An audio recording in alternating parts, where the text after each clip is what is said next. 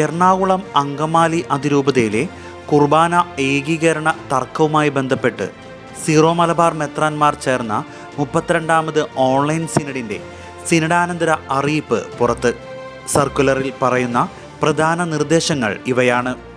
എറണാകുളം അങ്കമാലി അതിരൂപതയിലെ വൈദികരെ, സമർപ്പിതരെ, അൽമായ സഹോദരിമാരെ, 32ാമത് സീറോ മലബാർ മെത്രാൻ സിനഡിൻ്റെ പ്രത്യേക ഓൺലൈൻ സമ്മേളനം 2024 ജൂൺ 14, 19 എന്നീ തീയതികളിൽ പൂർത്തിയായി. സഭയുടെ ഏകീകൃത കുർബാന അർപ്പണ രീതിയുമായി ബന്ധപ്പെട്ട് എറണാകുളം അങ്കമാലി അതിരൂപതയിൽ നിലനിൽക്കുന്ന പ്രതിസന്ധികൾക്ക് പരിഹാരമായി 2024 മെയ് മാസം 15-ാം തീയതി റോമിലെ പൗരിസ്റ്റ് സഭകൾക്കായുള്ള കാര്യാലയത്തിൽ ചേർന്ന ഉന്നതാധികാര സമിതി നൽകിയ അന്തിമ തീരുമാനങ്ങൾ അറിയിക്കുന്നതിനും അവ നടപ്പിലാക്കാൻ ആവശ്യമായ തീരുമാനങ്ങൾ കൈക്കൊള്ളുന്നതിനും വേണ്ടിയാണ് ഈ സമ്മേളനം ചേർന്നത്. ഉന്നതാധികാരി സമിതിയുടെ തീരുമാനങ്ങൾ 2024 ജൂൺ 9 സർക്കുലർ വഴി നിങ്ങളെ അറിയിച്ചിരുന്നല്ലോ. എറണാകുളം അങ്കമാലി അതിരൂപതയിൽ നിന്നുള്ള അഭിമന്യ പിതാക്കന്മാരും അവർ വഴി നിരവധി വൈദികരും ചില അഭിപ്രായങ്ങളും പ്രായോഗിക നിർദ്ദേശങ്ങളും സിനഡിന് സമർപ്പിക്കുകയുണ്ടായി. പ്രസ്തുത നിർദ്ദേശങ്ങളിൽ പ്രധാനങ്ങളായവ താഴെ പറയുന്നവയാണ്. ഏകീകൃത കുർബാനയർപ്പണം നടപ്പാക്കണമെന്ന പരിശുദ്ധ പിതാവിൻ്റെ ഉദ്ബോധനം അനുസരിക്കുന്നതിൻ്റെ ഭാഗമായി 2024 ജൂലൈ 3-ാം തീയതി എല്ലാ പള്ളികളിലും സ്ഥാപനങ്ങളിലും സമർപ്പിത ഭവനങ്ങളിലും വൈദിക സമർപ്പിത പരിശീലന കേന്ദ്രങ്ങളിലും ഏകീകൃത രീതിയിൽ കുർബാന അർപ്പിക്കുക.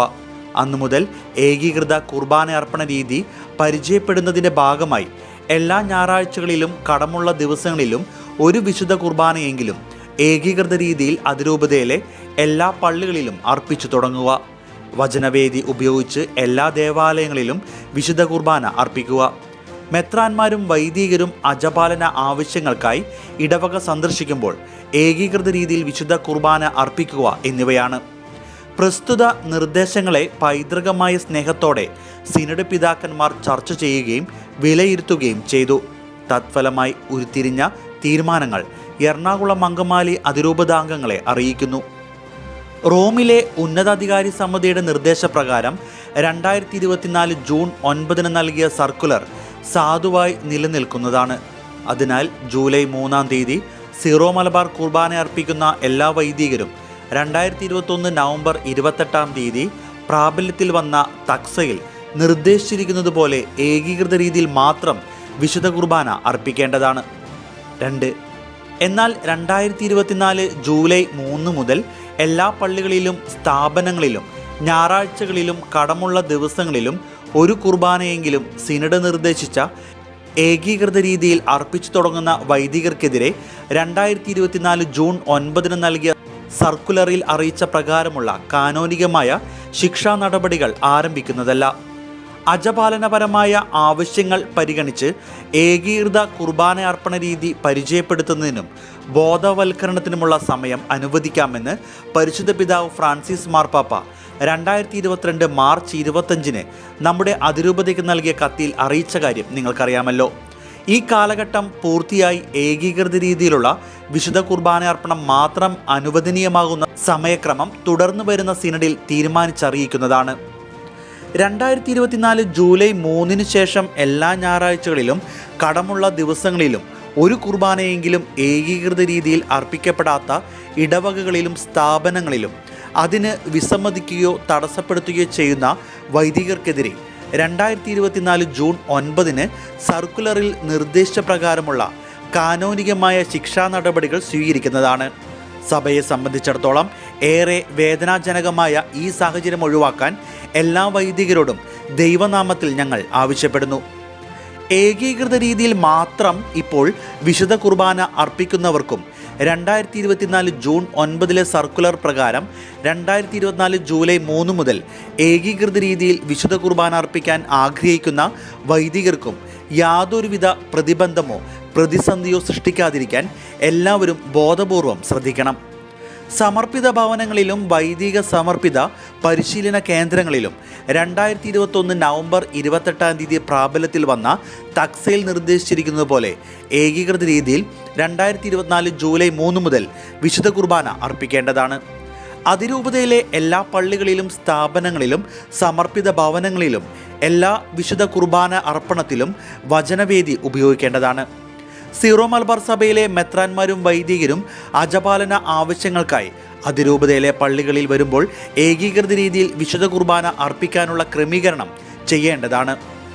സഭയുടെ കൂട്ടായ്മയ്ക്ക് ഭംഗം വരുത്തുന്ന രീതിയിലുള്ള പരസ്യ പ്രസ്താവനകളിൽ നിന്ന് എല്ലാ വൈദികരും സമർപ്പിതരും അൽമായരും വിട്ടുനിൽക്കേണ്ടതാണ്. വിഭാഗീയതയുടെയും വിഭജനത്തിൻ്റെയും സ്വരം സഭയെ സ്നേഹിക്കുന്നവർക്ക് ഭൂഷണമല്ല. ഇക്കാര്യത്തിൽ വീഴ്ച വരുത്തുന്നവർക്കെതിരെ തക്കതായ നടപടികൾ സ്വീകരിക്കും. പ്രതിസന്ധികളുടെ ഈ കാലഘട്ടത്തിൽ അച്ചടക്കവും ജാഗ്രതയും പാലിക്കാൻ എല്ലാവരും ബോധപൂർവം ശ്രദ്ധിക്കണം. എറണാകുളം അങ്കമാലി അതിരൂപതയിലെ പ്രതിസന്ധികൾ പരിഹരിച്ച് കൂട്ടായ്മ വർദ്ധിപ്പിക്കുന്നതിനുള്ള എല്ലാ നിർദ്ദേശങ്ങളെയും സിനഡ് ഭാവാത്മകമായി സ്വാഗതം ചെയ്യുന്നു. മേജർ ആർച്ച് ബിഷപ്പും അപ്പസ്തോലിക് അഡ്മിനിസ്ട്രേറ്ററും എറണാകുളം അങ്കമാലി അതിരൂപതയിൽ നിന്നുള്ള അഭിവന്യ പിതാക്കന്മാരും അനുരഞ്ജന പ്രക്രിയകൾ ത്വരിതപ്പെടുത്തുന്നതിനും സഭാഗാത്രത്തിൽ വന്നുപോയ മുറിവുകൾ ഉണക്കുന്നതിനും ആവശ്യമായ തുടർ നടപടികൾ സ്വീകരിക്കണമെന്നും സിനഡ് പിതാക്കന്മാർ നിർദ്ദേശിച്ചിട്ടുണ്ട്.